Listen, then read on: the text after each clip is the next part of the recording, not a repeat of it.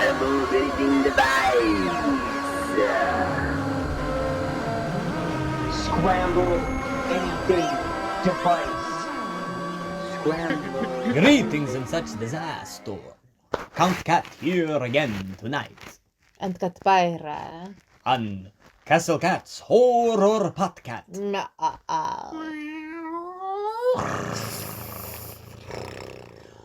Tonight we will be going over the entire Series of Chucky. Child's Play. Everything Chucky and everything Child's Play related.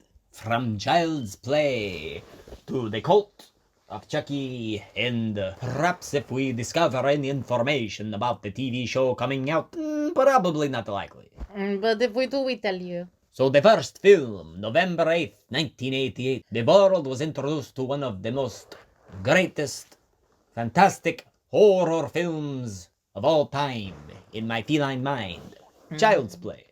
Created, written by Don Mancini, and directed by Fright Night's Tom Holland. The film opened up with Detective Mike Norris, played by Chris Sarandon, who you may know from Fright Night.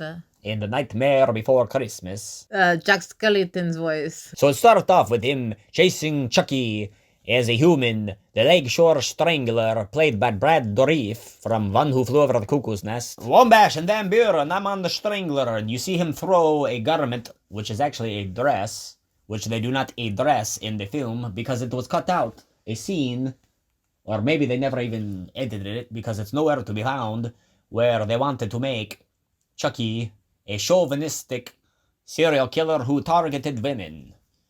And they were having Detective Mike Norris in drag, undercover, being stalked by Chucky and Eddie Caputo. And then he would say, "Oh, ain't I pretty enough for you?" And then he knee him in the balls, Chucky throw a trash can at him, and they start running down the alleyway. But the studio was like, "Hey, let's start in Left on the Action."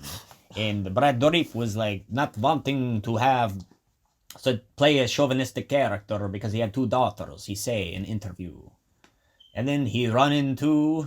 I'm sorry, I'm fingering the Chucky's mouth. He go to toy store, transfer a soul into doll as he die, and the lightning strike, and you got... So, you know, the classic story of man into doll and doll into person. Yes, one that has been told throughout time, through the ages. Completely fitting for many situations of each generation after generation. Perfect. I remember listening to stories like that as kitten. Brad Dourif had to overdub his own voice.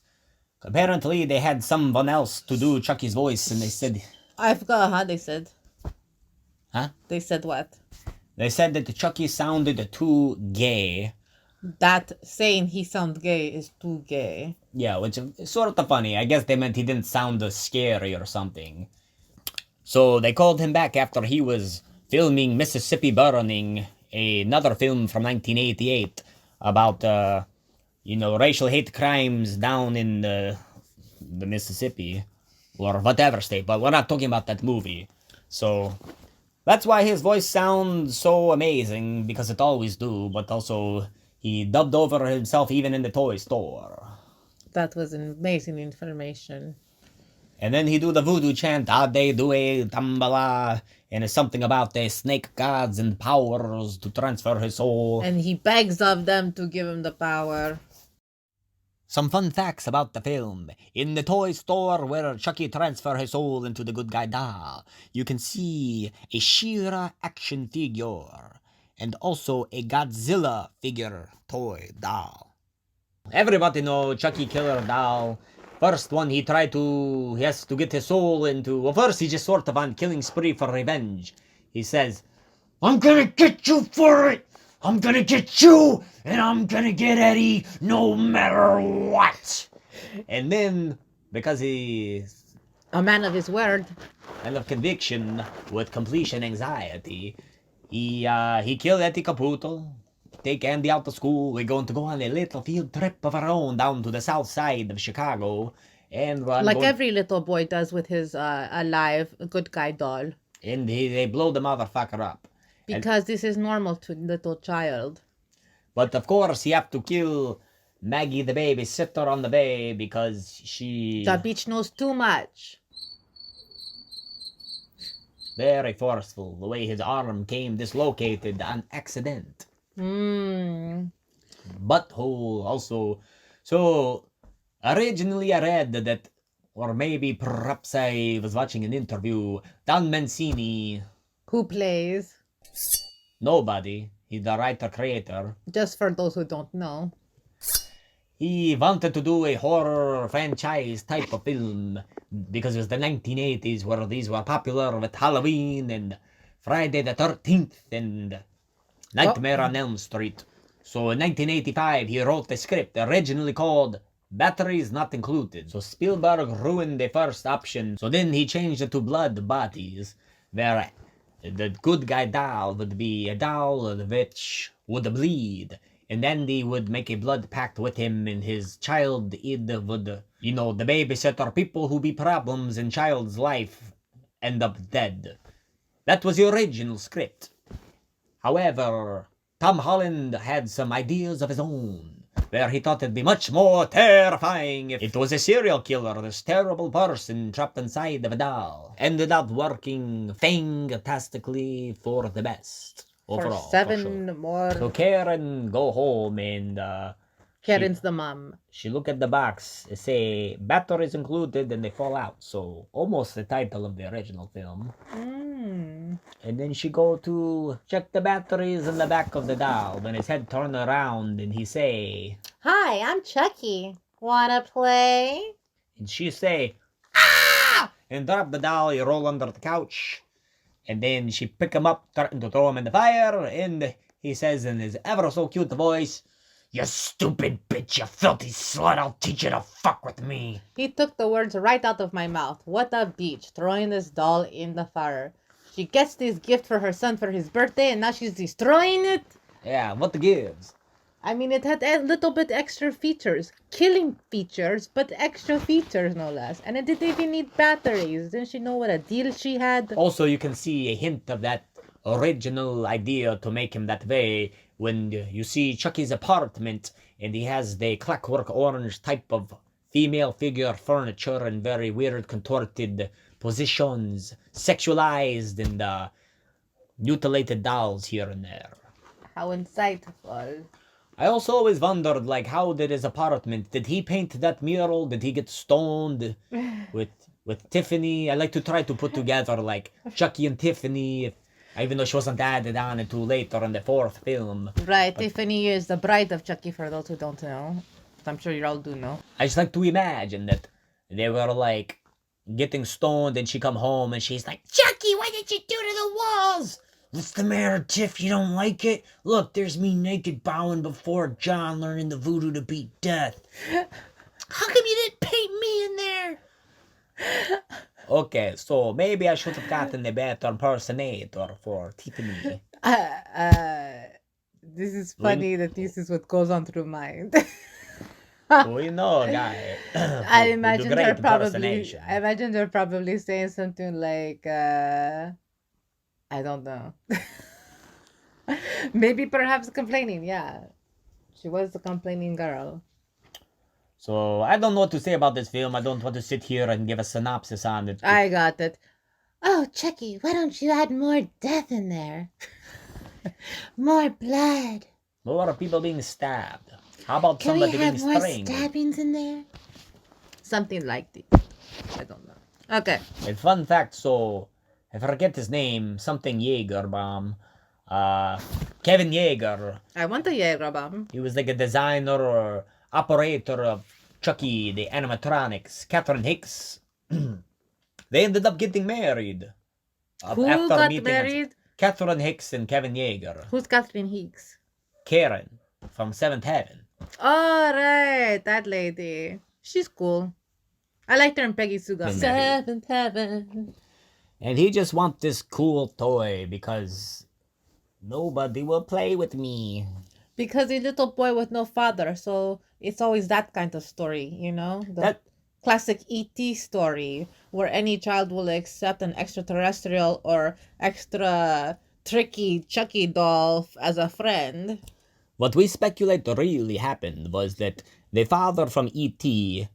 left the wife in E.T. and had an affair with Andy Barclay's father, and Andy Barclay's father faked his own death to get away. Sounds like doable and realistic to me, especially since this is based off non-realistic story, but sounds good.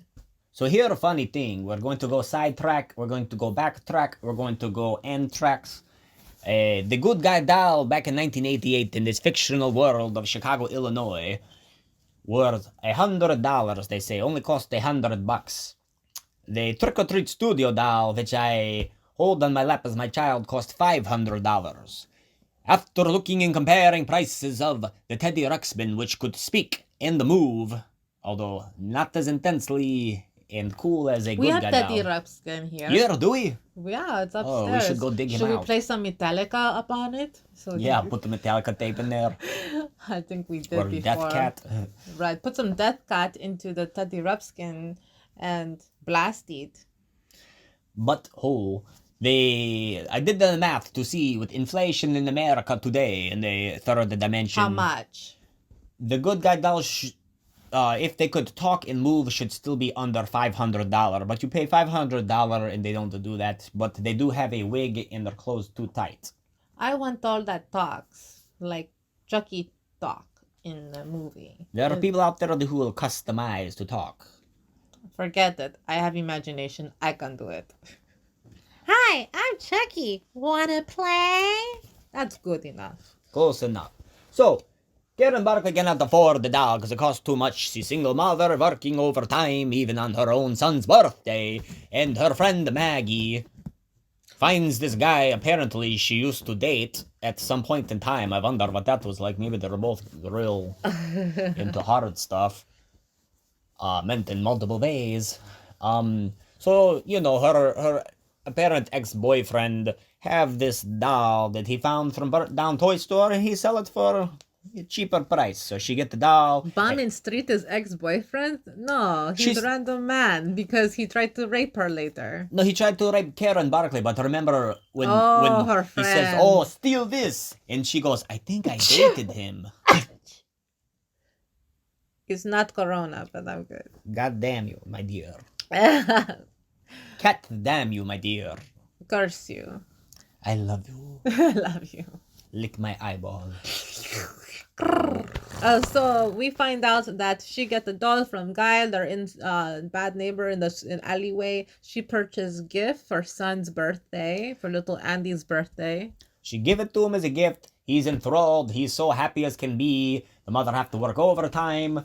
And then, what does she do? She don't let Chucky watch the 9 o'clock news. Not letting somebody watch their own death on TV is pretty harsh, I would say. Little boy got it. Why not adult? So Andy in there brushing his teeth. 6-year-old Andy, who, by the way, apparently when Alex Vincent auditioned for the role, he did not want to say Aunt Maggie was a real bitch and got what she deserved in front of his mother. Oh. So he kept pretending like he forgot the line, and they would say, "It's okay, you can try it again." And he would just keep saying he forgot it, and then supposedly he was crying in the bathroom and told his mother, "I just didn't want to swear in front of you." Deception. I like it. So they were so impressed by his acting to pretend like he forgot the line, they cast him for the role. Because he lied really well. See, so lying can get you places. Yes. If you do it for the left. There's a shot with the doll's arm twist, like it is completely removed.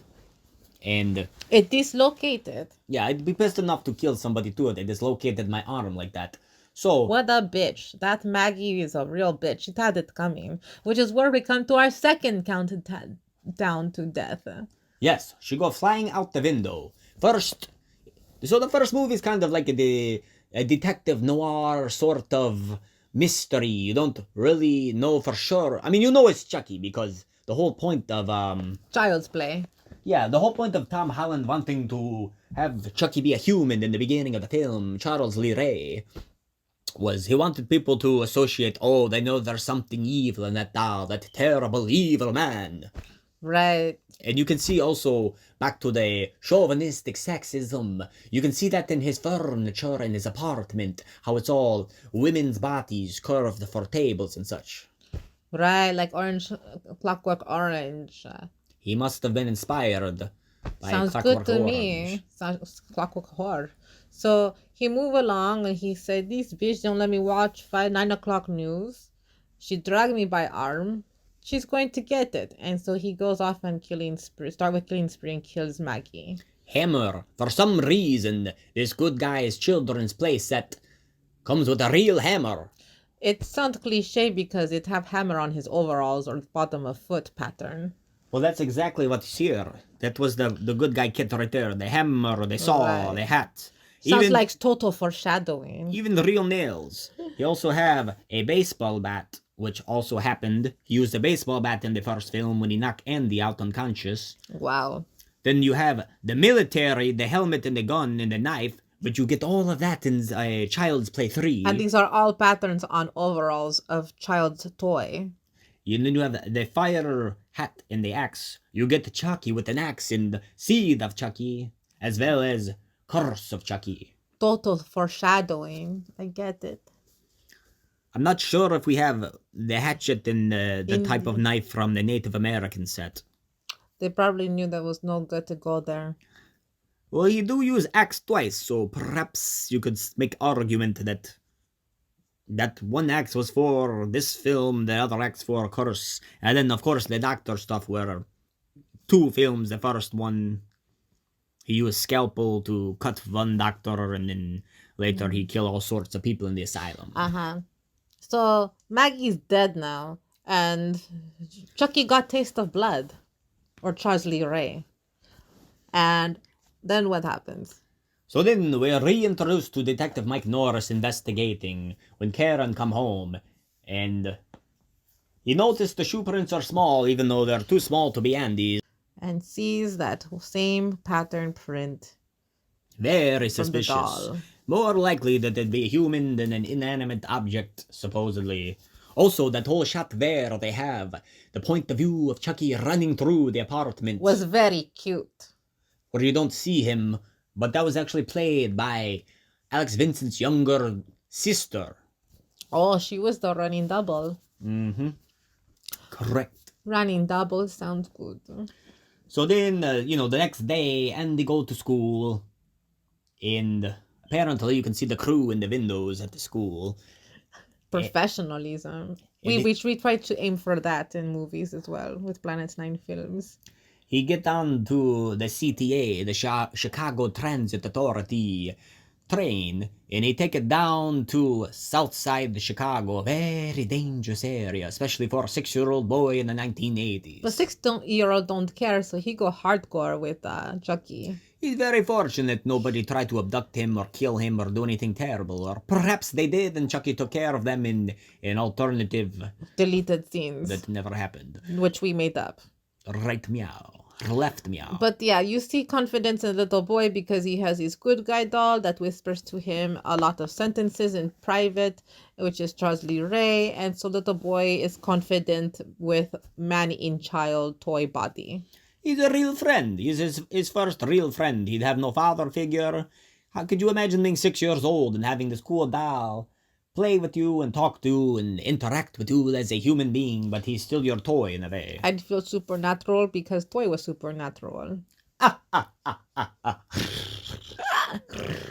So, and they go take a leak, and then he run around. Because they're now at the house of Eddie Caputo, played by some guy. Some dude. Who is he? Good thing we have the Interspy Web to do our cheating here, since we didn't I'm do sure it. our audience will already knows. Eddie But Caputo, played by Neil Giuntoli. this dude, Eddie, He was in Waterworld. gets killed by Chucky. How? He turned the gas on in his house, and he fired a shot at the oven, and it go boom, it explode. There you go. Foreshadowing for fire department on overalls of Child's Toy. And that makes us get us to our third killing here. We have Charles Lee Ray, Aunt Maggie, now Eddie. So, Andy get picked up by the police, and he at the station being interviewed and questioned by police. Karen get message from police station so she stopped there before she go pick up Andy. And they all think he crazy. He look like he crazy. Talking about the doll being alive. And I mean, I'm watching the movie and I'm thinking this child is crazy too. which originally that's what they wanted. Is Andy crazy? Is he real? Is he for real? And then Karen take him home. She all distressed. She's Karen's the mom. Karen is the mother. And she go into the kitchen for a glass of water. And then she notices On the box, it say... batteries not included. Well, say batteries included. Batteries not included was originally going to be the title of the script originally. But then Spielberg had to come along and make a terrible movie called Batteries Not Included. It was cute. I don't remember it. There were gadgets and whatnot. But anyway. It's a good batteries not included in child toy. So she get freaked out. I'd get freaked out. The batteries fall right there, left on the floor. I'd get freaked out and happy that I didn't have to pay for extra parts and this child's toy is working. I'd be like, hey, great, default on my end. Very suspicious. So, she go into the room. She un-velcro or remove his shirt. Wait a minute. So does he have butt crack? Scene is probably the most iconic scene in the entire film. So she opened it up, and there's no batteries in, and so all of a sudden his head turned around. Ah! Hi, I'm Chucky. Wanna play? Hell no. And she dropped Then him. she high kick him. I mean, that's what I would have done. When she dropped him, he roll under there. She threatened to throw him in the fire. He come alive and tell her a sweet compliment like, "You stupid bitch, you filthy slut. I'll teach you to fuck with me." He must have known her from other life. So more chauvinistic things. He bite her arm and she throw him. He look all angry and crazy now. Meow. So he looked cuter. He look cuter and all angry, crazy, meow, and he run out of the apartment. She chase after him, but you know, elevators are faster than taking the stairs. And how is it possible that this little child's doll with short little legs is able to chase after her so much faster? He just sneaky like that, you know. He's supernaturally possessed. Perhaps he fly when we not look. So he had demon-like power and strength and agility. Is this what we... Why is Chucky killing instead of joining Olympics or Special Olympics with his size?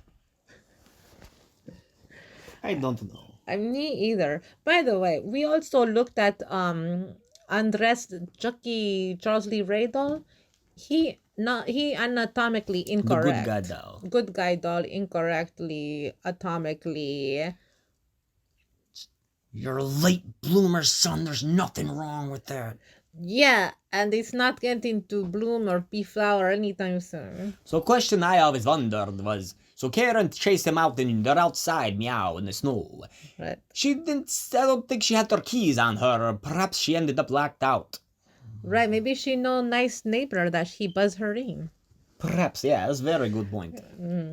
So then she go to Detective Mike Norris and she tried to tell him what happened, and of course he think that she is completely Crazy. insane in the membrane. Too cray for this life. Living la vida loca.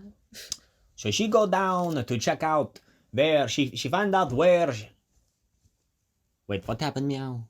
Oh, Doll frighten her. Chase after her. she says she's going to go. She's going to go investigate where she got the doll from, where the homeless man was at, near where she worked. Bum's Alley. So she go down there, and then the bum almost rape and murder her or something. He tried to rape her. Mike Norris show up because he know it's bad idea. So he visit Derelict to drive. The peddler, yeah, and they find out he got it from burnt down toy store where he had Charles Lee Ray killed. died. Exactly. And transferred body into child's good guy doll toy. Soul into the doll. And then, so very suspicious. And then the mother is convinced that Chucky is Charles Lee Ray. Finally, someone with some sense. But Mike Norris don't want to believe it just yet. But very suspicious. So he go and he pulls Charles Lee Ray file from the police department. But Chucky is hiding out in the back seat. And we get a really cool scene. Ooh, what scene? You know, the scene where he tried to strangle him, he tried to stab him, he tried to kill him by he drive his car at night. Right. Very romantic. And he get his little beauty mark from the cigarette lighter. Oh, it's a Right in the present. cheek. A Right, little present. Little dimple. Little burny dimple. Car flip upside down. Broken glass everywhere. Chucky running around. For some reason, he say, "Won't do you any good, Mikey. You can't hurt me." But he just got burned in the face. What do you mean he can't hurt you? Did you not just hurt? Did you not just yell and He hurt let go of your... child's toy. It wasn't him. It was a child's. It's the fake body. He was not connected to it yet. But he said it didn't. He couldn't get hurt. But he got hurt in the cheek from the cigarette burn. Right. So he figured out he'd turn it into a doll. And then he gets shot. He gets shot and Chucky gets shot and he decide this shit fucking hurt. I'm getting the hell out of here. Meow. So he goes and visits Batman. Right. Or Dr. Death. Dr. Death. Played by Ray Oliver. Hoodoo voodoo man gonna fix him up and tell him answers. Where did they meet? I always wonder. Perhaps in jail, in prison. Or voodoo meeting that friends go to. Like Voodoo's bookstore. anonymous. Like book club. Yeah, they're on the voodoo book club together. Right, so that's how they meet. But I always like to wonder. And then Karen go to Chucky's house. The detective go there. That's when you see the furniture, you see the paintings, the murals all over the walls. Now things start making sense. You see Chucky had painted himself stark naked, bowing before this guy, Dr. Death, and paintings of him murdering people. Because that's not suspicious. Sexy. He must have been really stoned when he do that. I can only imagine Tiffany's reaction when she walked into their apartment. Oh. The fun parts are trying to add together all this stuff. So, when did Chucky start getting freaked out about the death? When was he like, "Oh man, I gotta figure out how to beat death. I gotta make sure I don't die. I gotta transfer my soul into somebody else." Or, like, I wonder if he just went to the library and started researching or asking people around. Like, I imagine maybe him and Eddie are break into somebody's house and kill them and steal their jewelry, and he's like really freaked out, like, "Oh man, they know I'm the Lakeshore Strangler now. What am I gonna do, Eddie?" I don't really remember what Eddie sound like. I'm not sure if he even say words, but maybe he tell him, "Oh, I know this guy, John Bishop, Dr. Death, they call him, and word on the street is this guy, he's real into voodoo. Maybe he could cook something up." So maybe that's how we find John, and Tiffany's all like, "Oh, Chucky, why are you so afraid of dying all the time?" Okay, that's better than my accent. I don't know, maybe because they got me in the papers and I was the Lakeshore Strangler. So that really went down in his mind. something, yeah. When was the turning point? You know, he seemed like a very simple person. He liked to murder. He liked to have sex with big-breasted women. He liked Swedish meatballs. He liked to murder people. Sex with big-breasted women. Get obsessed with family from the suburbs or wherever. Right, which is what in part, 3? No, that's Four. part 5. 6. Part 6, that's from Curse of Chucky. They reveal this whole extra dimension where he become obsessed with the family and kill the husband. And we'll get to that later. Yes, but it's very curious to see how... We haven't even finished number 1 and we're still in the third count Well, to death. we're trying to intertwine things to understand better. This is true. Even though it's, people are making up as event. Originally in the script, there was no Charles Lee Ray. It was just Andy and the doll. Blood buddies. Like in the remake. Yes, but we'll get into that later. Oh, okay. Yeah, we get into that. Now we get to that later. So, they are convinced. They understand Chucky is Charles Lee Ray. And they're going to go question Dr. Death, John Bishop. But Chucky get there first. And for some reason, there's a voodoo doll of John that he has of himself. On hand. Maybe John made it for himself to, rub his crotch or something when he didn't have... Sounds good to me. When he Anything couldn't going reach a good spot. Yeah, like, I can't reach my back, it itch, so I'm going to itch my voodoo doll of myself. Makes sense to me. I've done before. He's like, "Oh, by the way, there's where I keep my voodoo dolls. There's one of me, there's one of Eddie, there's one of the girl down at the grocery store." The one that he looked at really creepy behind cereal boxes. And the cool thing about this is when we really see that Chucky has You've heard of disappearing ink. So he have disappearing buttons. Right. One scene, he got the buttons on his overalls. The next, not at all. I love inconsistency. And this is when you also start to see the non-animatronic Chucky played by Ed Gale, a short person actor. A little person. So you can tell that in some of the scene where he on the counter, but then he have the voodoo doll and tell me or die, Jean reveal, or tell him you have to transfer your soul into the first person you revealed yourself to, your true identity, that he was alive. I'm making these Chucky dolls make out. And Don Mancini took that in the sequels as telling them that he is Charles Lee Ray. Although I thought it meant that he was alive, but who knows? Whatever. I didn't create it, I didn't direct it. Although it sounds like you did. I just obsessed with it. So he killed John, he stab, break. Oh, what I was going to say besides the overall was, that's when Chucky started to get a little bit of a unibrow. His hairline started to recede a little bit. Oh, to resemble more like original Charles Lee Rayman. Yeah, more human, although I don't think Brad Dourif had a unibrow by any means. I never looked close enough. Also, by the way, in that opening scene, I heard that it was so freezing they had to have people put tons of blankets in their body heat to try to keep Brad Dourif warm because it was so cold when they filmed. He sounded like a total diva. I'm just kidding. Well, and then your lungs are bleeding feeling. You ever run through 0-degree air? I grew up in Los Angeles. No, you didn't. Buy it. It's my back. No, I don't. I spent most of my time chasing after the summer and traveling through there. No, I don't. I spent most of my time traveling towards the warm parts of Tritulania. I chased the summer. I hang out in the rain, even though most cats don't enjoy the rain. So then, Andy has his first time in the mental asylum, and Chucky, played by Ed Gale in some of those scenes, make his way in there, and he kill the... So he killed John, so that's what, 4 count? Finally, 4 counts. So then, they get to the hospital. The doctor who committed Andy or wanted to evaluate him, he goes down, he died, get electrocuted, shocked to death. Now it's Gimme shock treatment. Gimme shock treatment. I wanna shock treatment. I want shock treatment. So then the Ramones bust in, and Joey Ramone not so fast, Chucky, you're going down. Yeah, we want to get out of here. We want to get you out of here. Says Marky Ramone. And she's oh, fuck the Ramones, I'm getting the hell out of here. We're doing fan screenplay here. Yes, if you would like to see us make Chucky vs. the Ramones, send $10,000 or $100,000. We make all our dreams come true. And we'll do it for you. So anyway, security guy and Andy. Security guy. Who you're talking about just now? When he go to the mental asylum in the first one. Right. As a little boy, then that doctor gets shocked to death from Chucky. That's a 6th death now. His glasses are on, then they're off. They fall on and off. And then... Sounds like fun. So then they end up back at the house, where Andy tried to hide. Chucky somehow get inside. Stupid to the boy. chimney, like Santa Claus. Sounds like fun again. Chucky is the real Santa Claus. I've heard different, but go on. I like rumors. So then you get that good guy doll baseball bat. Batter up!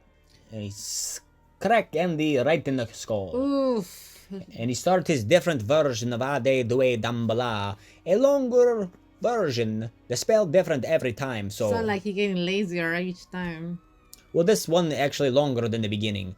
So that's what I was wondering earlier I was getting at. He's a simple guy who like to kill, fuck, eat meatballs. And transfer his body into different vessels. Yeah, he's very, very impressive that he could remember all these French Cretan words. And under such great pressure, too.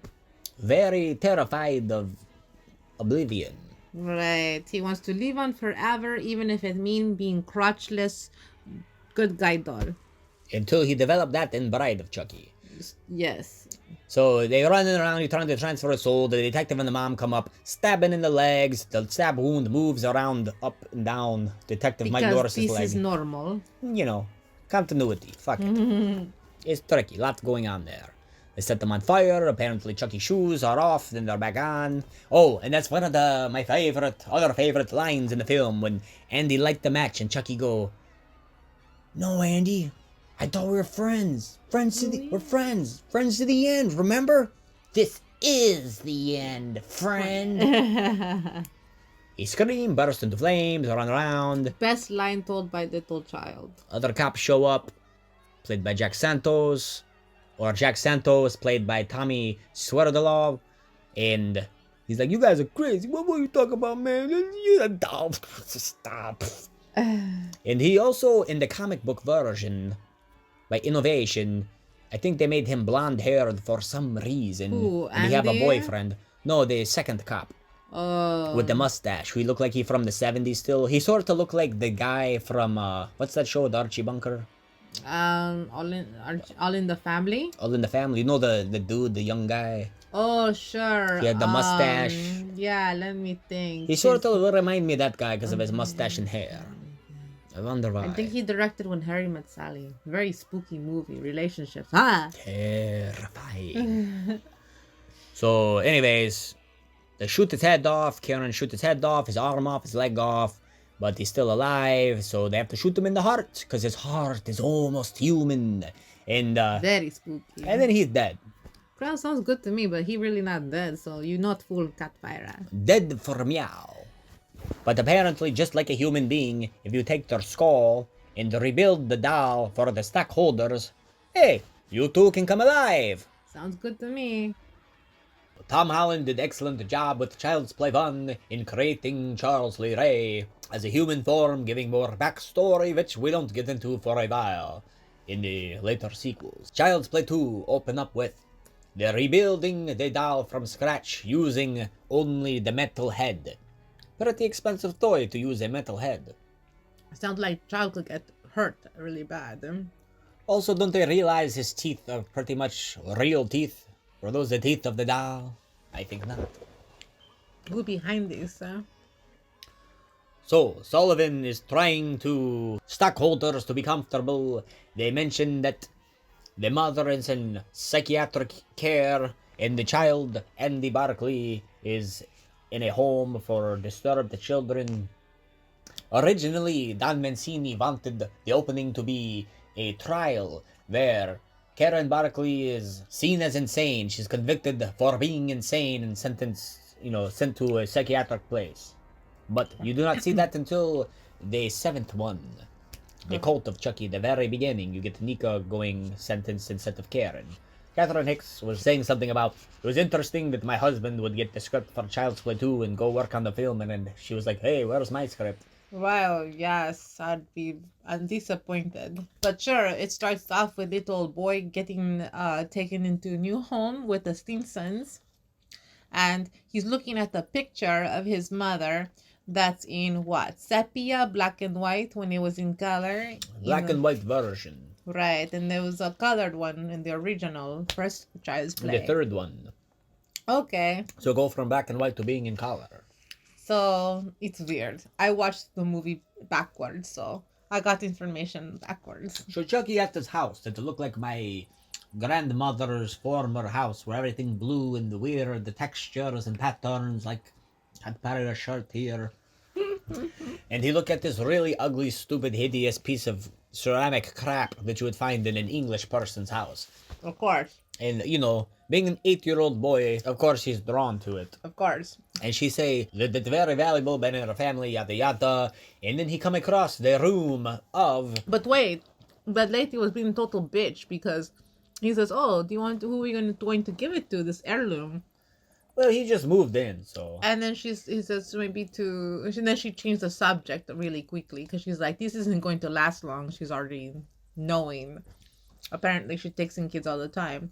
And then little boy discovers that he's living with Emily Valentine from 90210, Brad's, that guy with Jason Priestley's girlfriend. Christine Elise McCarthy. Right, her, Emily Valentine. Who kicks ass, by the way.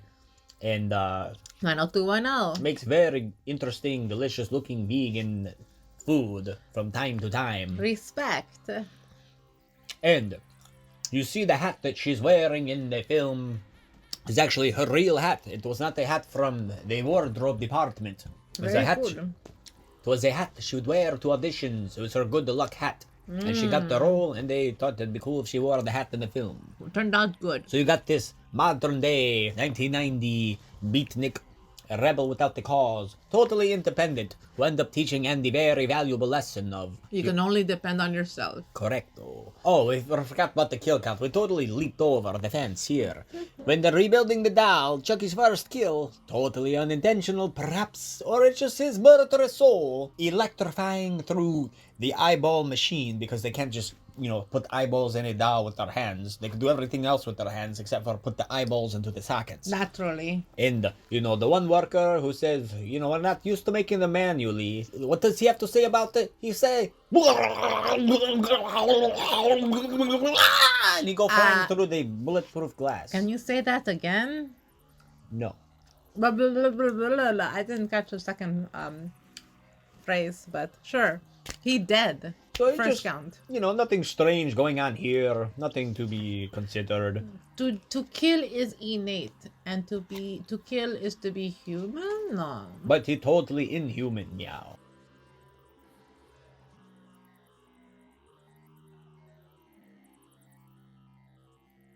So Chucky in the car of this dorky office bitch. It's ice cream delicious, by the way. Everybody say always eat food when you're recording a podcast. So we're going to start eating lots of food, smacking our lips, Ben and Jerry's ice cream. crunching dairy-free chocolate fudge brownie. Non-dairy. It tastes good. It's really good. In fact, It's we're a eating it frozen way too dessert. fast. Frozen dessert. We've been deprived cats for too long. That weak-ass son of a bitch. Not even son of a bitch. He wish he was our son of a bitch. But anyway, Greg German Madsen, the office bitch lackey, he apparently cheating on his wife, or I think they cut that out. He was cheating on his wife with somebody else who doesn't want anything to do with him unless she's drunk on vodka. So we stop at the small convenience store, which we went to visit, which is no more, and they don't take his gold card, and Chucky uses the car phone to track down Andy Barkley, where they just give out the information, because it's his Uncle Charles. Totally not relevant to his claims of a killer doll being named Charles Lee Ray or anything. Chucky of the is sort. crafty. Very crafty. No wonder he got away with killing so many people before. Now his doll is more inconspicuous. And then, so he killed this guy, strangles him, shoots him with a water gun, suffocate him in a bag, and for some reason it's pretty funny. I'm not wishing that upon anyone except for... But I think we can all find humor in such unrealistic case. He ran through the rain into the Simpson house, where he encountered the Tommy Good Guy doll. For some reason they didn't get rid of. That's just hanging around the house for what they disturbed the child. And he beats him up with a ceramic thing. He cracked his face, and I remember when Bride of Chucky came out and I rewatched these films, I thought to my little feline mind, hey, the way his face got ripped with that broken ceramic thing, he looks sort of like he could be stitched back up. And I was thinking, maybe Kyle is his girlfriend, and I didn't realize it was Jennifer Tilly in the trailers. Somehow, lots of catnip back then. No sense at all. I thought they sewed up. Another thing, why did the doll break like that if he's got the head made out of metal? Because writers are inconsistent. And only the stupid fans who are completely obsessed with the film or the shows will nitpick every detail when the creators really don't care that much. I mean, can you really call them stupid? They seem pretty smart if they're noticing such things. So he bury him under the swing set where no one will ever accidentally dig him up.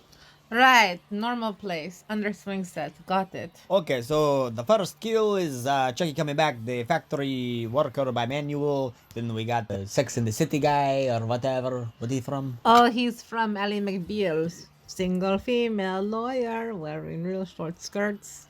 So he die. Then, I mean, if you've probably seen the movie, we don't have to go into detail. Oh, the teacher, she from My Name Earl. My Name is Earl. Such shows as... Fuck, I can't remember that shows. Anyway, it doesn't matter. She's a teacher. The Mindy Project. I hate that show. Terrible. Terrible show.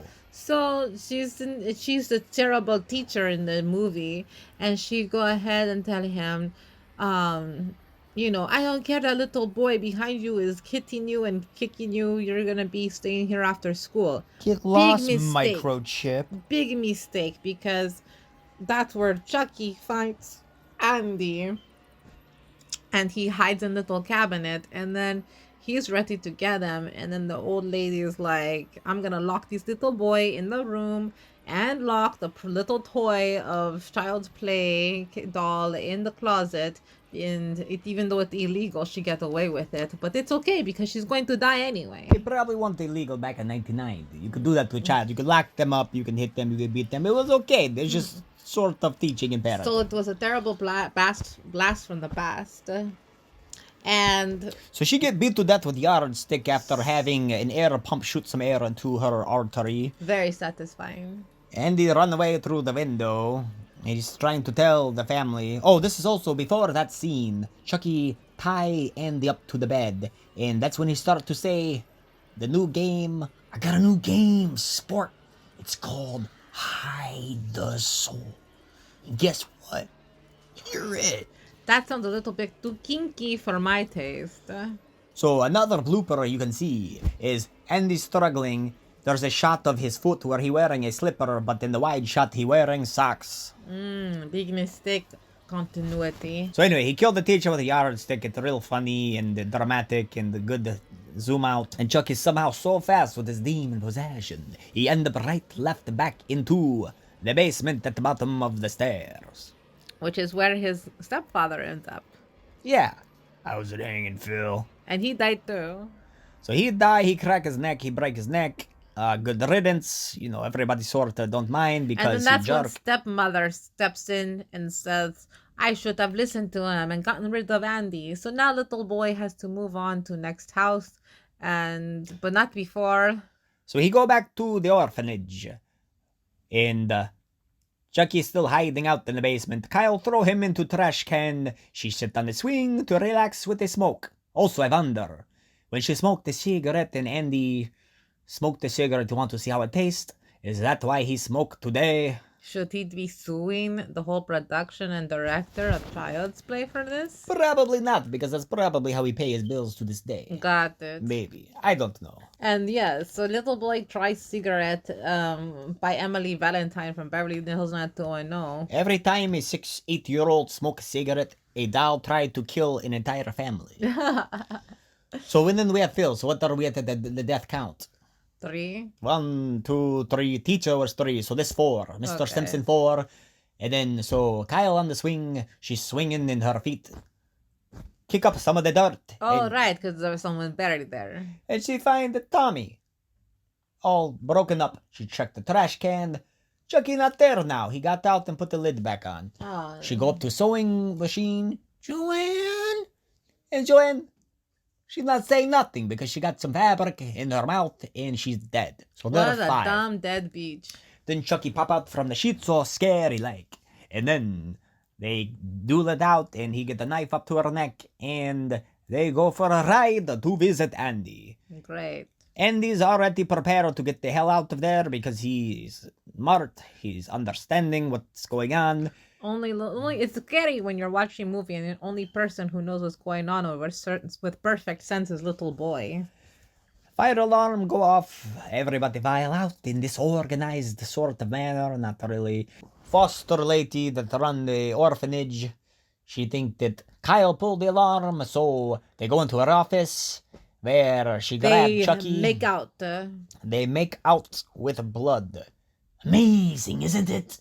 And he stabbed her in the neck. Oh, Chucky, you've got to stop. Says Quinn Wasn't that from good? Daria. Wasn't that? That was good. No, Daria sounds more like this.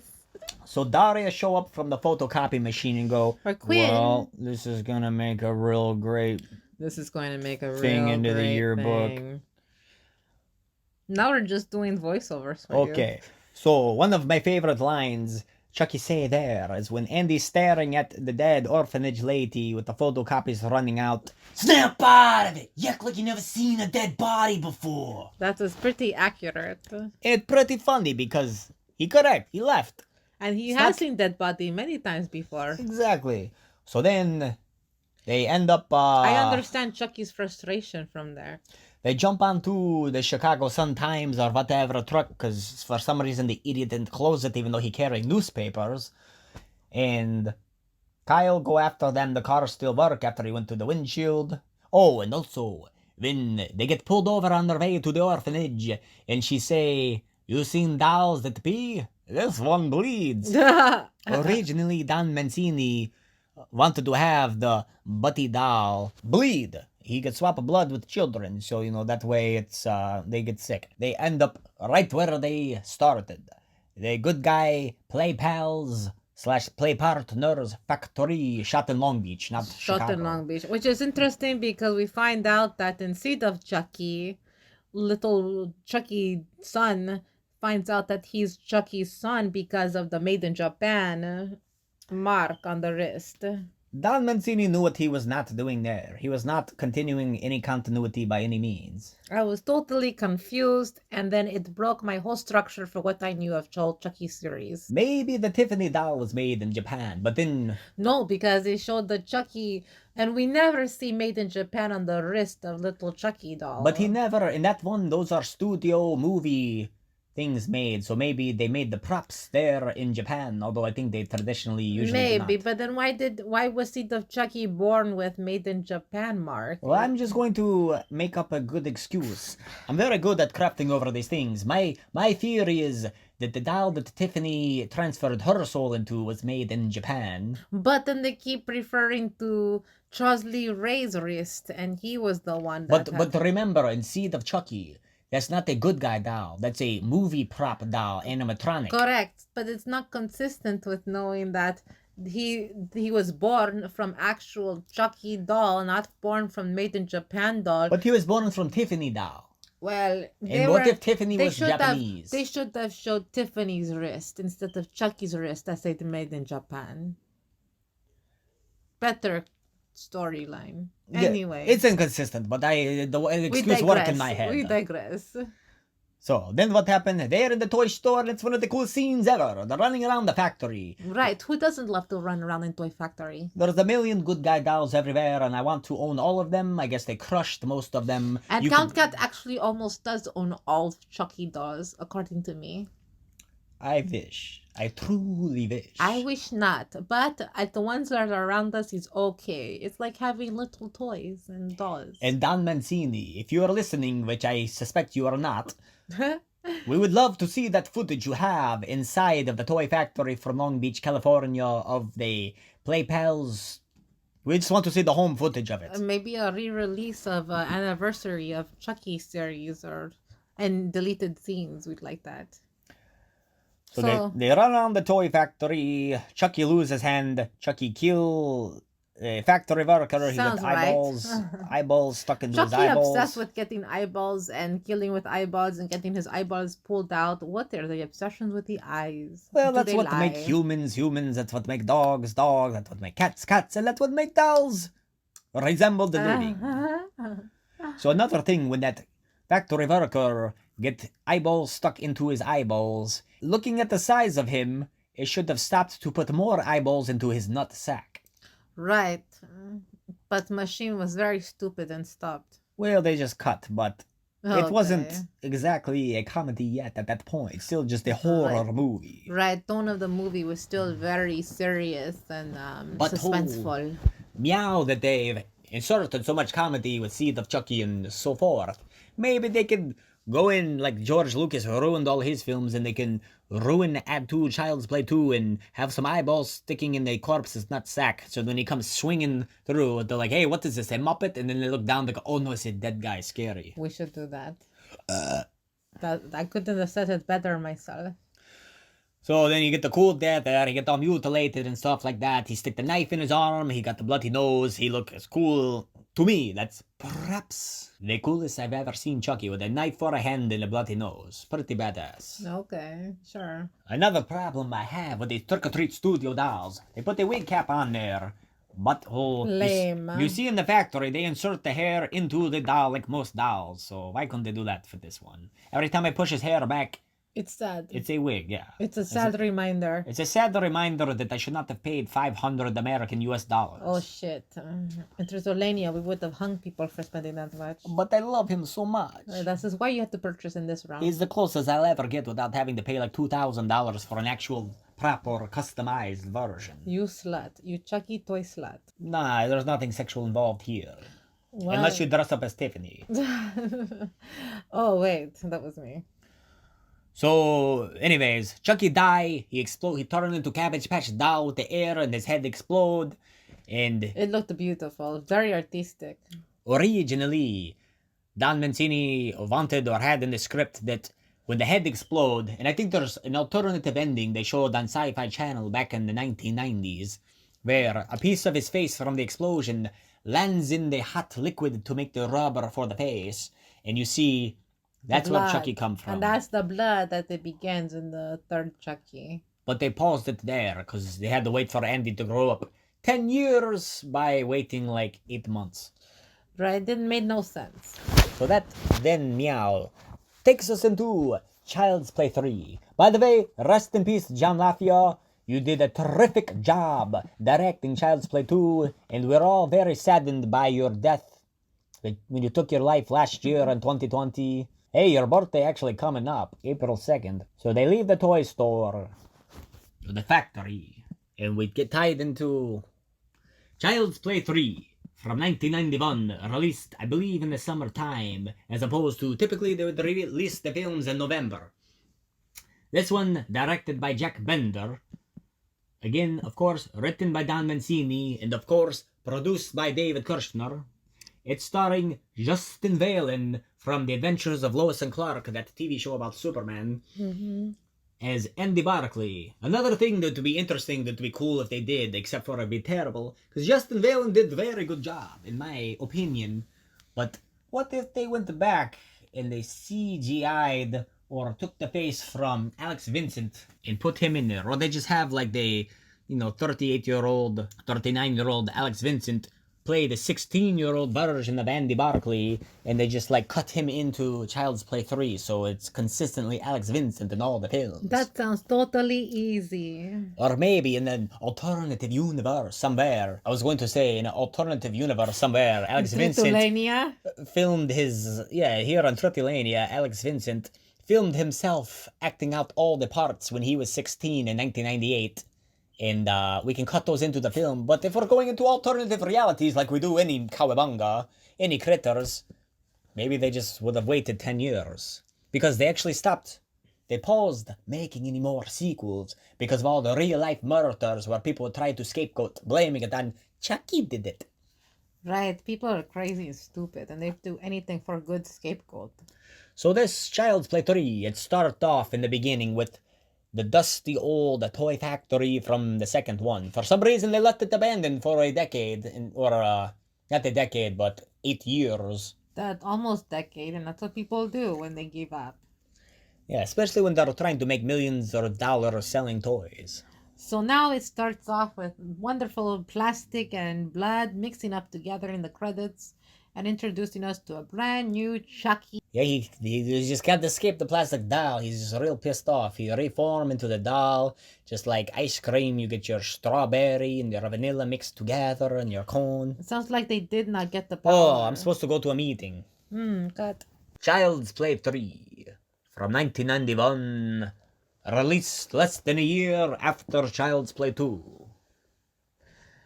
Good facts. This is Katpira helping commentary with It's the same episode.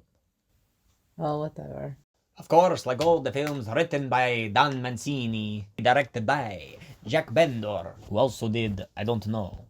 Don Mancini wanted originally the third one to involve multiple Chuckies running around as a result. Like an army of Chuckies. However, it was not possible due to the budget constraints, somehow, supposedly. I understand. There are many budget constraints. So, okay, not many Chuckies. And so it starts in the factory, that the abandoned factory. We see a beautiful array of blood, plastic, melted hands, and all that jazz. It was just so Beautiful. The swirl, it's like ice cream cone. Like you want to get a swirl of chocolate and vanilla or strawberry and peach or something. I want it in on that mix. And he screamed, "No, I'm back. My blood brought me back." And so they could not get Alex Vincent to age by 10 years. So they recruited Justin Valen from The Adventures of Lois and Clark. Oh, I like that show. I used to watch that show, so I thought it was weird. It would be really interesting to see if they had waited time and used Alex Vincent at 16 years old, but who knows if he would have done it anyway, and none of the other actors in the film would have been the right age any. Right. So now in this movie, this child is 16 years old. He's not actually, like you said, in time 16, but for the movie he is. And he's in a army camp type thing. Military school. Kent Military School. Thank you. I did not know. But they also have girls in there, so that's nice to know. It's not completely male. And he's being transferred from orphanage to different houses, and we get a feel of this kid has been moving a lot and misses his mother, who did not die in Child's Play 1 or 2. Okay, so here's another spoof. So, Andy's supposed to be 16-year-old. That would have made the movie take place in 1998 Common Era on Earth. However, of course, it's 1991 and nobody looked like it's 1998 really. The second film took place in the 90s. 1990 is still the 90s. So they already had good guy dolls of the 90s. This is like the late 90s. So it's well past its prime. And CEO Mr. Sullivan owns this good guy doll, and that's when Chucky comes into the records and locates Andy, right? And he must have left a note or something to be shipped to the school. Also, what kind of computer? They always do that in early films. There's just a computer there. You type in somebody's name and their info come up on MS-DOS operating system. Apparently, we're supposed to believe they have CIA, FBI programs to locate such people, and it's not 2000-something where you can just enter a name and the address comes up anymore. Totally believable. Right. So now Chucky is in his way. He's being delivered. There's some male tampering going on, some illegal whatnot besides the killing. But little boy who is at the camp, what is it called? Boot camp? Kent Military School. Kent Military School. Which was actually filmed at the Kemper Military School in Boonville, Missouri. And I don't know if the film, I don't recall it saying, I thought it for some reason was supposed to take place in Virginia, North Carolina. With their accents, it sounded like that. Yeah, people have accents. All the other films previously took place in Illinois, Chicago. So now these children in, what do you say, Virginia? Missouri. Sounds very scary and misery place. I like it. Little boy Tyler is asked to deliver this package with a living doll that is able to breathe in the package. He keeps the package because it fell down the steps and he saw it was a good guy doll. He just saw the commercial and he's stricken by this image of the good guy doll, and so he keeps it. What a fucking little bad boy. What a little thief. For someone who's all about good guy dolls, he sure is being a bad boy and keeping that shit for himself. Yeah, military school clearly has failed this young man. But he misses his father. He don't have a male figure, so go figure he need a good guy in his life. Sounds like a good excuse. What will it be when he grows up? Anyway, we move on into finding out that Tyler has committed a federal offense. There it is. But Chucky's killing people, so maybe it weighs out. I don't know. And I thought that Chucky was really just trying to capture him to turn him into the police the whole time for tampering with the mail. And this is when little boy takes Chucky down to the storage area to communicate with them. The armory. Chucky realizes that he can reveal himself to this kid because in the previous movie, we find out that Chucky can possess the soul of whomever he reveals himself to and tells his secret to. Now, new body, new child, cool. Okay. And now, Because Chucky, for some reason, I guess he's gotten used to being so short. He don't want to be that tall, so he just tried to stick with transferring his soul into children at that little point. boy. Yeah, older man in Chucky doll wants to enter himself in another little boy. It's very curious behavior. Charles Lee Ray. Mr. Charles Lee Ray, whose name is composed of 3 different killers. Quick, count cat. Which killers are these? Lee Harvey Oswald, who supposedly shot Kennedy, but I suspect it could have been George Bush Sr. This is his The name. person who supposedly shot Martin Luther King Jr. or something Ray, and Charles Manson, of course, who technically did not kill anybody. But all very evil intentioned men. Before Chucky gets to possess little boy's body, the Colonel comes in and ruins it all. So we hate the Colonel. Fucking Colonel Sanders, how dare you? Oh, and don't forget about the barber. Presto, you're bald. Presto, you're dead. Yeah! I hate that man. Why does he have OCD about cutting hair? He's a man of fashion. He liked to cut hair. And you can tell from Chucky, he never really got the haircut. I don't care. The barber, Sergeant Budnick, who played by Andrew Robinson, who also played the father in Hellraiser, and the cop in the Satan awful film Pumpkinhead 2. Oh, that's right. It was the Colonel that had a heart attack because of Chucky. Which they said it was supposed to be more funny originally because Don Mancini intended for the Colonel to be a more fit, sturdy, strong fellow, a tough guy instead of an old, fat guy. So it wasn't quite as funny when he died of heart attack and Chucky It was said, too realistic. "You gotta be kidding me."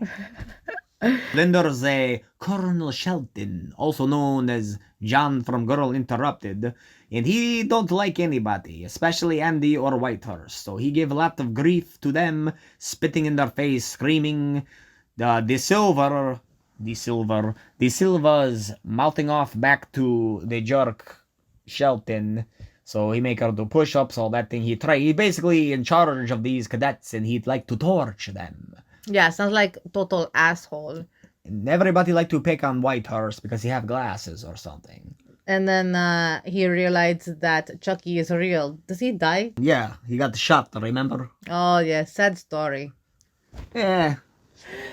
Not really. Okay, so when do they get into the carnival area? What's your favorite part of the film? The part that I wanted to get to, the carnival part, because it's more excitement.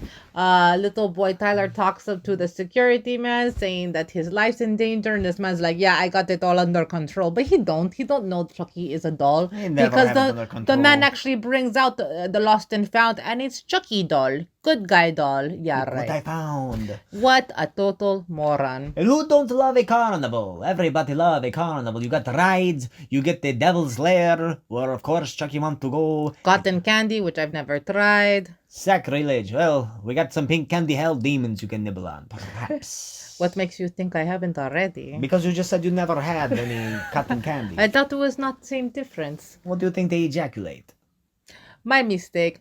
I digress. My mistake. She digest. So the Devil's Lair is cool because you get all the fog on the ground. You get the Grim Reaper with the super sharp thing. Of You course, have a they put roller on the ride. coaster. Oh, yes, the Reaper. The Reaper that rips the face right out of Chucky's.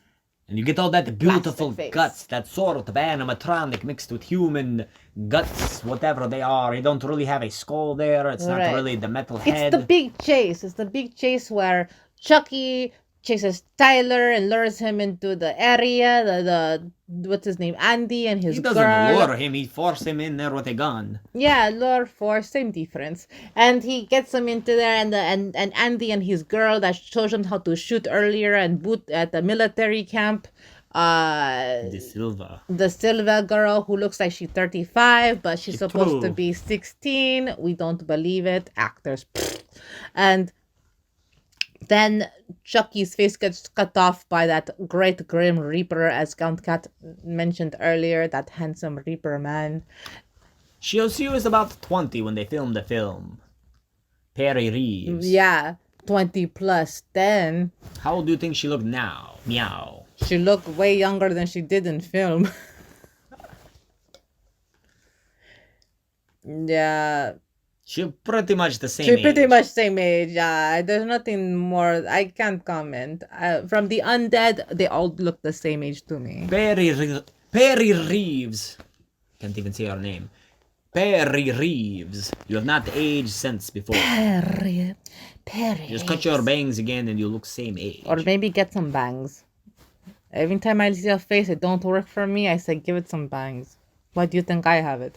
Anyway, favorite part is when little boy is using the whole roller coaster area, the fair, as his little backyard, and somehow this boy knows how the whole place operates. Again, little boy, people, taking direction and having his own idea and knowing how contractions work. Total mind of scriptwriter. Good job.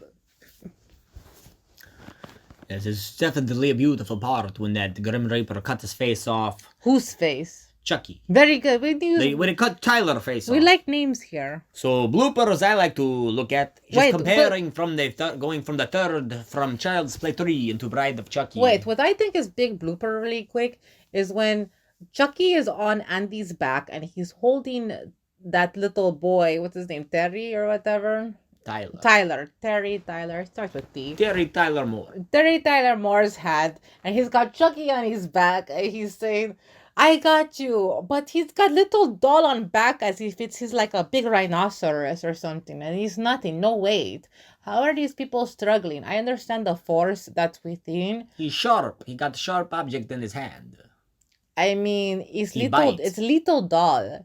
But I also, But he is strangler. He's a master at strangling people to death. I understand why he underdog in Jason and Freddy Krueger, which they made a little note. Didn't they have Easter eggs for people who know what Easter eggs are? In Bride of Chucky. So going from Child's Play 3 to Bride of Chucky. Wait, I'm talking about Easter eggs here. Yeah, but you're talking about the next film before we get there. Oh shit! I'm Wait, where it begins, where they have the Jason face. But before we get there, I want to point out. Anyways, yeah, point out that yes, the little Easter eggs in the beginning. That's what I was trying. Yes, they have little Easter eggs showing Jason and the Freddy Krueger. His glove. His glove. Michael Myers mask. Correct. Leatherface chainsaw. All that jazz. Kind of try to show you, hey, this is their series. Chucky is making an impression. He may be small, but apparently he's really heavy on Andy's back. That's the point made. That made no sense. You don't get it? They're trying to show that he has great effect and great force. And even though I'm pointing out that he's like not even forceful or even a heavy object on Andy's back, he's still a serial killer and killer like Jason and Voorhees and He's better than all of them. He's more deadly. He's that's cooler. why Easter eggs He's got exist. better personality and style. This is why I'm pointing out Easter eggs. So transition from the third to the fourth. Chucky gets shot with the paintball gun. He gets blue paint on his face. He gets half his face completely ripped off. However, when we get to Bride of Chucky, there's no more blue paint there. His face is still sort of attached on one side with there no stitching. And also, the way he got his hair ripped out really make no sense. It's like it healed up like he was balding. And Tiffany stapled it back into place like Frankenstein. She still had balding spots in front. Well, that's what I'm saying. If you take a doll and you chop its hair off, it has like the holes where they punch it in. That's like you see true. in Child's Play 2 in the factory scene. I like the punched Chucky we holes see in to before. put the hair in there. But when you see in Bride of Chucky, it looked like there's just no hair growing there. That's right. I did think that. That's right. I remember thinking, where follicles for? Yeah, there was none. He must have been too human and the skin healed over. Whatever, it's a movie. Meow. We move on to 1998, which is the year that Child's Play 3 would have taken place with Andy was 16 years of age. We have a whole new take on the Child's Play world, and thus the one that started my personal obsession, Bride of Chucky. directed by Rani Yu. Rani, you. Who? You. Rani. You. What's your favorite death if you're into the death scenes? When Tiffany's in the taking a bubble bath and he drops the Bride of Frankenstein television set into her tub. Pretty cool way to go. Well, he wasn't really, he was killing her, but he was immediately bringing her back. That's romantic. Just trying to bring her down to his level, pretty much. Eye to eye.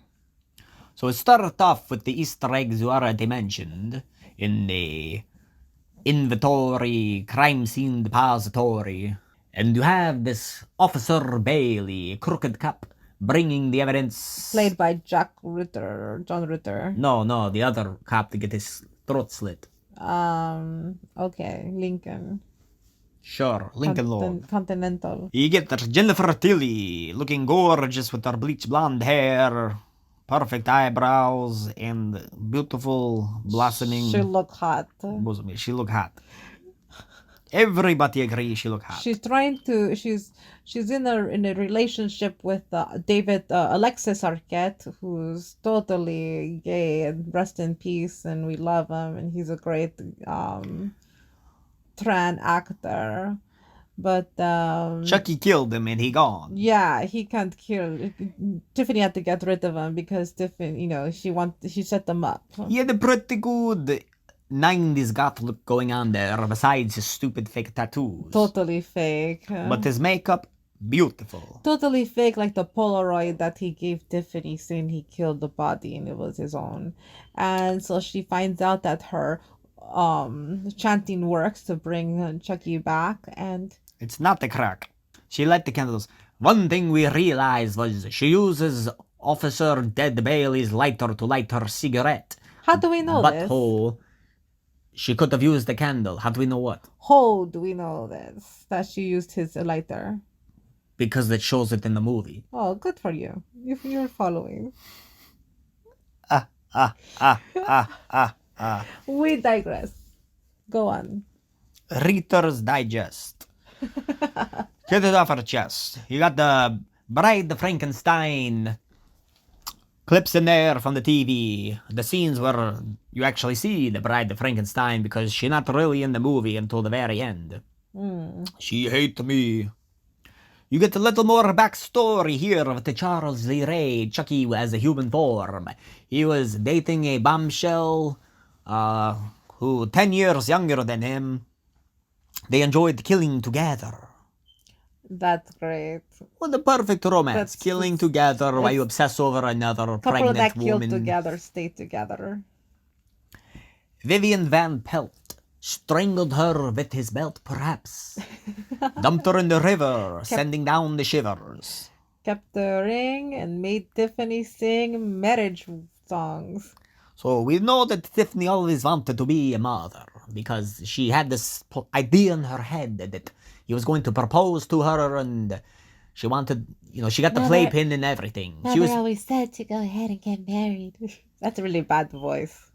her philosophical mother. Interesting that she already had the playpen set up before she bring her dead lover into the body of a doll. What was she planning to do? Get him into a human body, or did she want to conceive half doll, half human? What would Glenda have looked like then? Probably the same, only more anatomically incorrect, if that's possible. So, apparently they like to fight. That's one thing you notice throughout all their relationship. They fight constantly, so they're probably not the best couple back then. Well, maybe they do the fight and fuck. Another question I wonder is, so he died in Chicago. They were living in Chicago, or were they living in Jersey? Where does Bride of Chucky take place? In Illinois, I imagine. That's a good question. I guessed it was the trailer park Tiffany. But he had his apartment with all the Clockwork Orange female furniture, where I imagine they would have lived in Sure, apartments but I don't think they together. were together at that time. I think he just maybe they have separate homes. They could be together and not live together. But she said the mantle, which is what, a fireplace. Sure. So and I'm pretty sure he had the fireplace at that old apartment. So I don't know. There's so much speculation. Maybe perhaps it'll be revealed in the television show. That'll be good to know. Or we can just make it up. They probably haven't figured it out, so I just fill in the blanks with my imagination.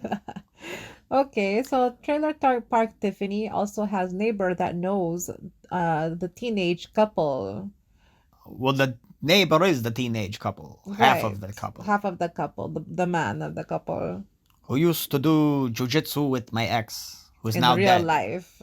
Who's meow dead. In other dimension. Also, if you look at the Bride of Chucky plaque at the Hollywood Wax Museum, you will notice they put a 1993 instead of 1998. Oh, what terrible real life blooper. Any critter. So, she get transferred into doll, she do a makeover, then Chucky get the plastic boner, we get the Blondie song going on, Call Me. Perfect choice. Excellent choice of music throughout that entire film with White Zombie. Transformation. We get insight yes. of their... This movie had the best music. So we get to see that Chucky and Tiffany, they're into Blondie, perhaps. They're into Blondie, so they're into some good Music. CBGB origin music. They're into White Zombie, so we know Chucky perhaps a metalhead. Maybe that's why he had long hair. Why did he wear a dapper suit as human? Let's go ask Tom Holland. Maybe he was also into zoot suits. Zoot suit. You got to look nice when you're strangling people They in Lakeshore riot. Drive. Zoot suit riot. I just wish they would have somehow filmed a pre-Child's Play Bond sort of lovers between Chucky and Tiffany together, getting all romantic, arguing, and committing heinous acts of murder. But were they from Jersey or were they from Chicago originally? Chicago. Well, Chucky says in Seed of Chucky, we're not from Japan, we're from Jersey. And you could tell his accent and not really a Chicago accent They unless all you go over back the place. It never makes 80 sense. years. Total inconsistency with different directors and same writer, but director can really turn story around. Especially Tom Holland. But we think and commend him for that genius. Okay, thank you.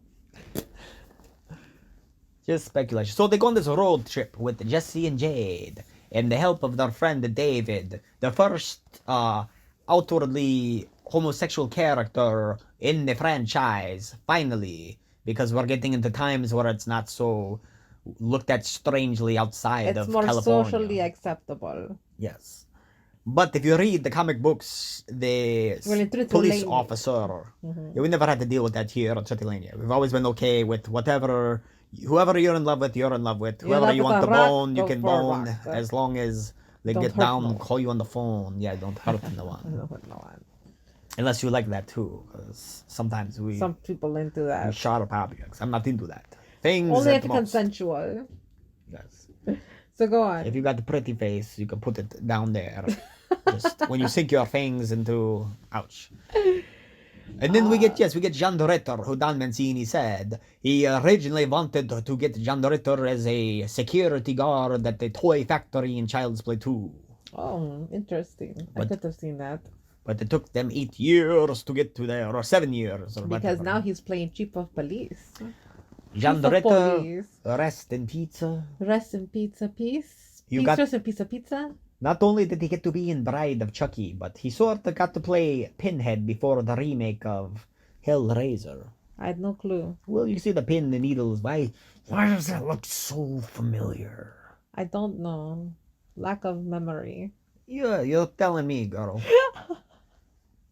Catnip, formaldehyde. Take it in stride. So we get the road trip. They're going to Jersey to get the Heart of Damballa amulet, which of course was not totally photoshopped into the picture of his corpse. We didn't explain why they're going. Who's going? It's the teenagers, because now we have Chucky and the Bride of Chucky in doll form, and they pay these kids to go cross country, and they think they're going to start new life for themselves. But they don't realize the dolls they're carrying are committing heinous acts of murder. Yeah. But hey, at least they're killing people getting in their way, left? At least they're getting some air and socializing a little more, even if it means killing them at the end. They get to go to Niagara Falls. Nice view. where they meet that kinky couple that want to hook up with them and have a foursome. The more the Right, merrier. in the honeymoon suite. And I don't know if I already complained. And since I'm enjoying it so much, here is my astute observation as a super fan dork cat. So, in Child's Play 3, the Grim Reaper thing at the amusement park ripped Chucky's face off. And you see all the cool, groovy, ghouly guts. True. So where did that piece go when Tiffany have the Chucky's body is missing the metal skull because his face is sunken in? The way she stitched them together. If you Maybe look, she bought other piece of plastic or other Chucky doll. but if you and look at the fixed it. left side of his face, it's still connected. It was not sliced off in that one. There are no paintball splatter on his shoulder. And all right, I'm done. Well, Tiffany's mother always had so much advice. Maybe she taught her how to sew up a doll. But you know what I'm saying here is the bride of Chucky. His face still attached, like it did not get sliced off on the side. Right. Well, again, directors, can you tell us and inform us? Who designed that doll? You just should have finished the stitching all the way around. Speaking of dolls, I also learned that, well, we learned how many puppeteers it took to actually control this Chucky doll, this Chucky Child's Play Charles Lee Ray character. They had devices stuck on puppeteer's face, and it was able to make expressions for the doll. 7 to 9 people. Right, one for the arm, each limb, head, body, torso, and maybe even butt. Who knows? And 10 for the wiener. And especially when they did the scene with the love scene between Chucky and Tiffany. In the deleted scene of the animatronic sperm cells swimming out. It took 12 operators to operate one sperm cell. They did tasteful silhouette sex scene, and it was actually Tiffany, what's her name? Jennifer Tilly. Jennifer Tilly, who had suggested that maybe they, Chucky and Tiffany speak in between the scenes. We want to know, did they masturbate or have sex in the studio while recording those voiceovers? Maybe they were masturbating in each of their respective ball booths. Or neither, but I'd like to think the most dirty possible situation here. Point is, it was fairly okay scene, not too sexy. We find out that they did use rubbers because Chucky says he's mostly rubber. And yeah, way to go, Chucky. We'll see what happened in the sequel with that one, or at the end of the film. I don't recommend other people use that for a device because not everyone is made of plastic. Maybe women. I mean, no. It's interesting, and then also as well in this film we have Chucky's eyebrows growing like real, as they did sort of in the first one. So he just must have, if Dr. Death was in this one, he would have said his cock is almost human. Shoot him in the cock, because he must have developed more real. And same thing with Tiffany's ovaries and definitely all pussy. plumbing was working in doll parts. Not sexy. Okay, so then what happens? Okay, so they get it down. Jesse and Jade both think the other one are killing. This is when they start the whole thing. Is it multiple murders? You're a multiple murderer. You mean, okay, I'm forgetting. Mass murderer. You mean multiple murderer? Because David is the one who did the definition between multiple versus mass. What is the difference? So multiple murder is killing multiple people throughout any given time. Mass murder is killing all at once. Correcto. Right, I should have known. I have friends. Anyway. So their friend David come to set them straight. Their gay friend come to set them straight. And they are all happy until David find the dead body of John Ritter. And then Good he's job, like, David. shit, fuck this. Uh-huh. You people are crazy. I don't trust you. Which is fine for sometimes, but no one's really partying. He tried to flag down police car off of highway, and then Chucky and Tiffany tried to take matters into their own hands Which once is again. okay. You got to do that sometimes. And then poor David, turn around, he get hit by a truck. So there's another one down, exploding guts Another all one around. bites the dust. Meow, meow, meow. Meow, dust. Wait, if we sing this, we can't put it on iTunes. I think I only sang like 3 Eyeball seconds of it. tunes. Eyeball cartoons. So Sounds cooler. Any Ritters. I only sang a couple seconds. It's not real. So we get to know Chucky even more. He likes Swedish meatballs. He likes cookies, and he gets in trouble for taking Tiffany for granted because Tiffany gave young teenage boy advice. correcto. That's Jesse take Tiffany's advice from her mother. He put it to use some psychology to purposely make them fight. And they did. Tiffany and Chucky fought because he says, well, she's a really good cook, but she's not much of a housekeeper. Hey, Tiff, those dishes aren't gonna do themselves. And then she says, Then Jade says, You were nice enough to cook for him. The least you could do with the dishes. and then she go off on him. He say, what would Martha Stewart say? Fuck Martha Stewart. Martha Stewart can kiss my shiny plastic butt. Take it from me, honey. Take it from me, honey. No. And I'm forgetting trying to do it. Plastic is no substitute for a nice hunk of wood. or for straws. Or for straws. I didn't hear her complaining last night. Any guy would need a hunk of plastic, probably battery operated, to get a reaction out of you in bed. And by the way, where the hell did you learn to bake? And then the car flip over. He kicked Chucky out the window. Car And flip then they over. say, Okay, say it, but don't spray it. Oops. My mistake, my feline dear.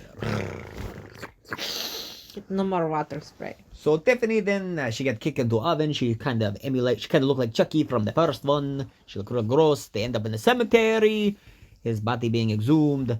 We get to see a skeleton of Chucky. He get to look at himself dead. They're fighting. For some reason, he threw a knife into the back of Jesse's back, even though he's trying to be human. How charming. And, they fight. The amulet is how they transfer their soul out. Some reason John Bishop never told them that in the first one. But I mean, it was common sense, wasn't it? No. Okay. Yes. Maybe so. Left. I don't know. Right. So, yada, yada, yada. Go ahead and shoot. I'll be back. I always come back. And then she shoot him and he died. He might as well just said, I'll be back. Yeah, he put on his sunglasses and he go, I'll be I'll back. be back. And then they should have just killed Jesse and Jade because I don't think they're coming back for any sequels. They never did. Yeah, Chucky, he always come back. But those actors, That's why they I don't. love these Chucky series, it's dependable. You can always count on Chucky coming back. Trusty Ray, forever leaves. So their reports, this, and then you had the child pop out at the end and he killed the detective. What child? The child, the seed of Chucky, at Oh, the cemetery. sure, Remember? sure. So now they're in the cemetery and They're both dead. They're both dead, and then yes. The detective who was on the news who discovered Alexis Arquette's body, he was also there after they blow up Needle Nose and whatnot at the rest stop, whatever. And yada yada yada. Baby jump out. He got teeth. He got fangs. The sharp, scary teeth. And then, well, seemed we have run out of time once again. So tune inside out for next episode to finish up the Child's Play / Chucky franchise. Potcat.